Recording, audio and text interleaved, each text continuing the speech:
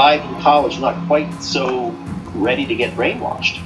So yes, I absolutely agree with that. And in fact, I think there are a lot of ways in which I think high school is sort of underrated as a zone of people's adult development, and college is overrated. Like if you look at sort of when do kids who are religious and secularized actually stop going to church? It's not when they go off to, the liberal atheist flesh pots of academia. It's usually when they're in high school, sometimes after they get confirmed, and then they just sort of drift away from religion there.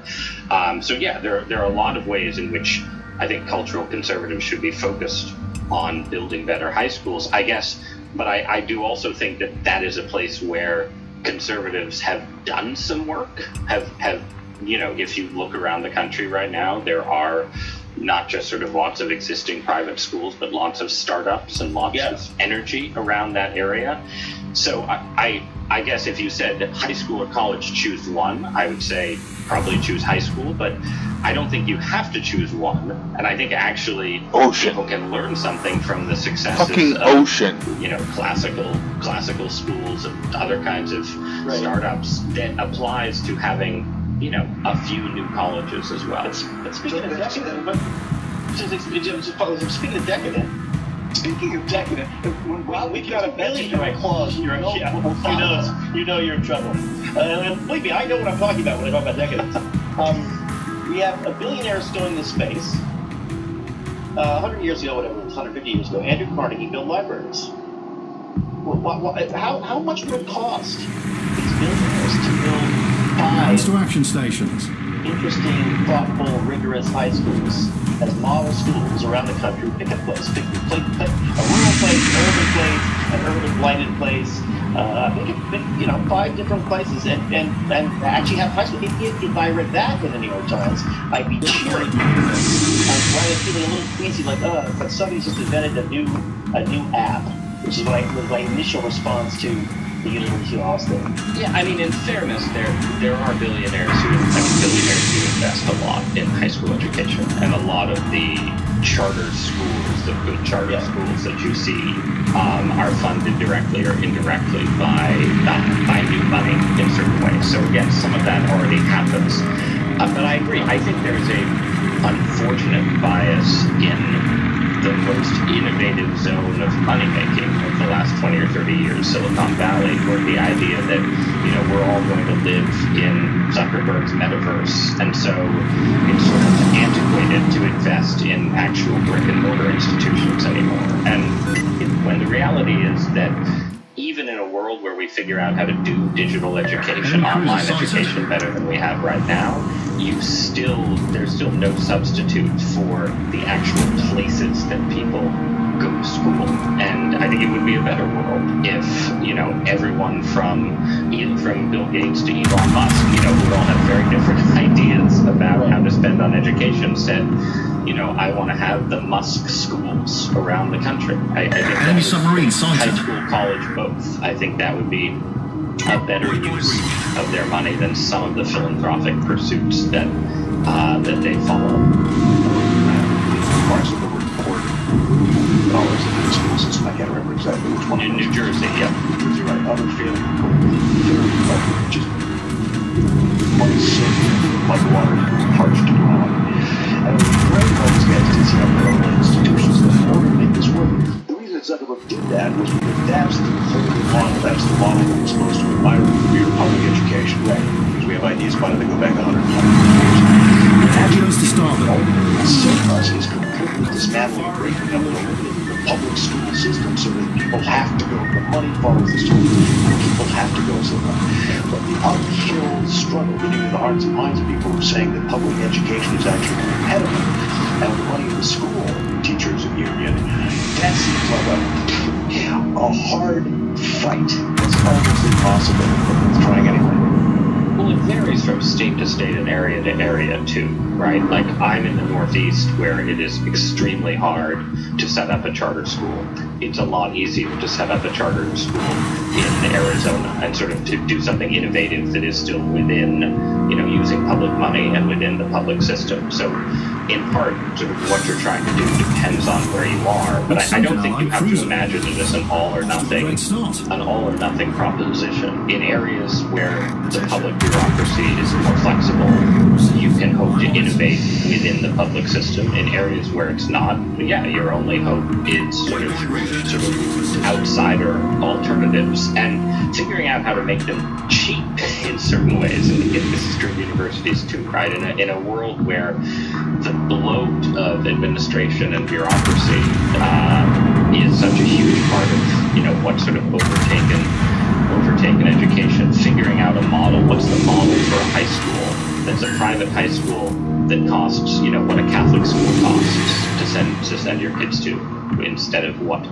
Early or Riverside or Harvard Westlake costs. I'm trying to be bicon with my choices. Nice. Growing up in further North Dakota, we had a principal, we had a secretary, that's with phones, and then occasionally we had a nurse. That was the administrative layer over the school. One home office, of course. But you're right, getting rid of that bloat is what's necessary. But the hardest job is in the cities where it seems to be most needed to stay without this angry Rob. Well, I wanted to turn a little bit to the book because I think the book is so fascinating. Because we told Ross, trying to sell this thing. You just tell people to buy it and don't tell them what's in it. Well, there's always that.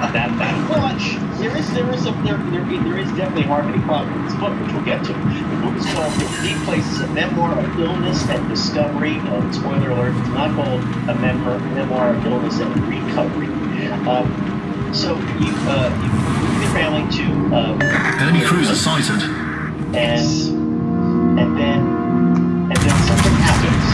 Yes, the first mistake was having the conservative pundit's fantasy of buying a rural retreat, raising chickens, and arming yourself, in preparation for the apocalypse. And we did that, basically. We bought a farmhouse in Connecticut, a 1790s farmhouse with barns and brick walls and all the trimmings. And I was immediately punished for it by getting incredibly sick with a sickness I probably got infected literally during the home inspection by the delightful deer tick that crawls through the Connecticut pasture land. But we were still in Washington, D.C. at first, and so it took months before I saw a doctor who knew anything about the illness that I actually had, which is Lyme disease, the illness of the northeastern and midwestern United States, although there are a lot of cases actually now in California as TS expand their habitats. And so it was, but was it diagnosed as Lyme? It was diagnosed as Lyme once we got to Connecticut. So for 3 or 4 months in D.C., it was diagnosed as it's all in your head, you're under a lot of stress, you're imagining your phantom heart attacks, 40 pounds of weight loss, and total insomnia and body pain. That was phase 1. That's a really important part of the book. This kind of weird diplomacy of a doctor telling you, after you're describing pain, telling you that it's not pain. Yes, gently, very gently, telling you that you do not have a physical illness, as I was told by many, many people in D.C. who did not have the experience that doctors in the Northeast have with the reality that blood tests for Lyme disease are not very good, and symptomology is extremely weird, so it took going to Connecticut to be told that I should be taking antibiotics rather than seeing a psychiatrist. Torpedoes, direct front. My brother and his family lived there, but right pretty close to you. Torpedoes, dead ahead. For most of the part of the year, and my brother is obsessed with Lyme disease. I mean, the he's obsessed with it. It's like, but he's also diagnosed himself with it. Enemy cruiser sighted. How he got very and he diagnosed a friend of my mom's who is now on the phone. Now, my brother, I should know, he passed it. He's not only not a doctor, I mean, he's not even That's like you put on. He's not even me. You don't even put on a band-aid. He's not. My brother will. I will buy this one for my brother. He will not read it, even though it's a topic that we'll get wrong about that. It won't happen. So that shows. Well, let's put that to the test. Why don't you send in 100 topics? Oh, yeah. You just read it. So let's put them on every group. That's right. But what I mean is that it was the failure identifying failure of doctors' arrogance? Is it the fact that we don't have the right diagnostic tests for this? Or is it that there is still there's a fundamental mystery, what there is a fundamental controversy, right? So there's sort of a mystery of diagnosis for doctors who haven't seen this disease and don't know how complex and strange it can be. Think of it as a likely thing. That's phase one. But then in places like Connecticut, where you see tons of cases, it's not that hard to get a Lyme Torpedoes, diagnosis. direct front. It's just that if you have one and don't get better quickly, then the official medical response is there's nothing we can do for you. We've already given you 4 weeks of antibiotics. You're on your own. And then you either have to accept that, which in my case would have accepted, living with crippling pain for the rest of my adult life, which I prefer not to do, or you can go to the outsider doctors. Cited. Are real. This is not, sort of woo-woo new age people. These are, Ivy League educated doctors, but they are outside the official conventional wisdom, and they say, no, we will, if you still have symptoms, we will continue treating you, and we think this disease is really hard to get rid of for a lot of people, and we will treat you with multiple antibiotics, combinations of antibiotics, other stranger things sometimes, and that's what I did. That's destroyed an allied battleship. The story is partially about that. It's about the fringes of medicine and the strange characters you meet along the way, and it's about. All stations concentrate fire on the In effect, this is the part of it that where I'm, sort of I'm with your brother, right? Is that you end up certainly when you live with this yourself, but even living, I think, in the landscape of Lyme disease, you have to become your own expert on it because it's such a fraud. You have to develop your own opinions because there's no certainty about the disease. May I ask? I have to insert the spot. So just a second here. 3, 2, 1. The outsider doctors, right? And it's interesting how what's outside medicine today means we're 20 years down. Nobody I can remember 25 years ago was talking about gut microbiomes, but here we are. I mean, the information, the knowledge, what we take for granted, what we downside is changing.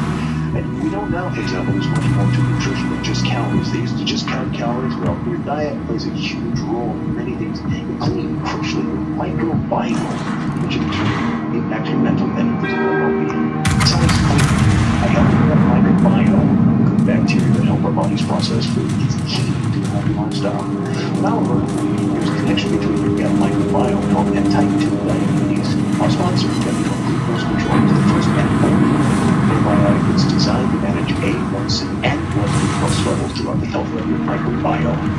So you're asking, gut microbiome? Well, it's the massive organisms that help you digest food. While they may be small, these guys are darn important. When you pan to them, and you get the help to help you manage your type 2 diabetes. Over time, you will type 2 diabetes with your gut bacteria that help digest fiber and manage our blood glucose levels. Diet and exercise is still important. But if you struggle to maintain and manage your levels with diet and exercise alone, your gut microbiome might be a little bit more help and attention. Pan-coding glucose control helps fill the gaps. Enemy cruiser sighted. So take control of your glucose levels today. Try Pan-coding glucose control for 90 days. If you're not satisfied with your levels, you'll get your money back. Visit NULife.com to find out more. And use the promo code Ricochet for 20% off your first bottle of the membership. It's PENDULULIFE.com. Promo code Ricochet. And thank Pendulum for sponsoring this, the Ricochet podcast.